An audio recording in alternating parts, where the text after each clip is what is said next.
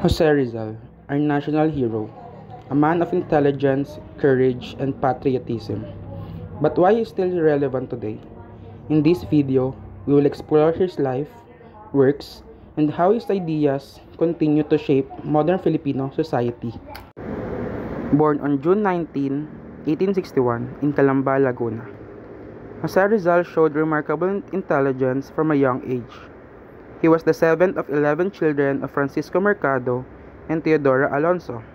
Despite the limitations placed on Filipinos by Spanish rule, Rizal's parents ensured he receive a good education. At just 3 years old, Rizal already showed signs of being prodigy. He learned the alphabet from his mother and was known for his curiosity and love for learning.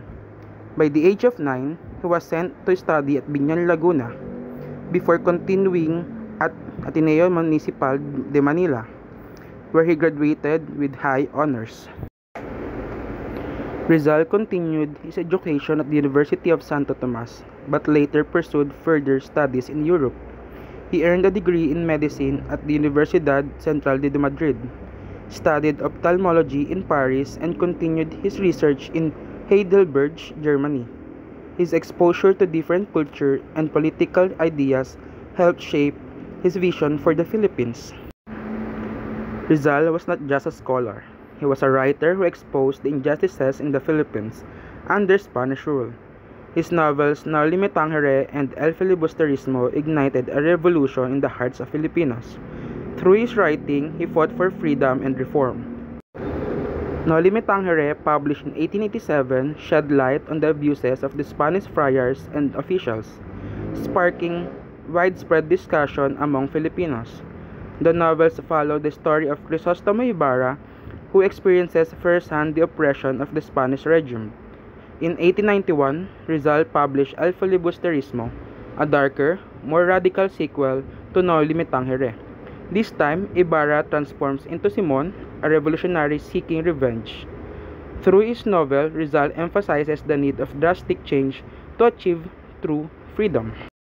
Aside from his novels, Rizal also wrote essays and poems that reflected his love for the Philippines. His poem, Mi Ultimo Adios, remains one of the most powerful messages of patriotism and sacrifice. His work were banned by Spanish authorities, but they continued to inspire Filipinos to fight for independence.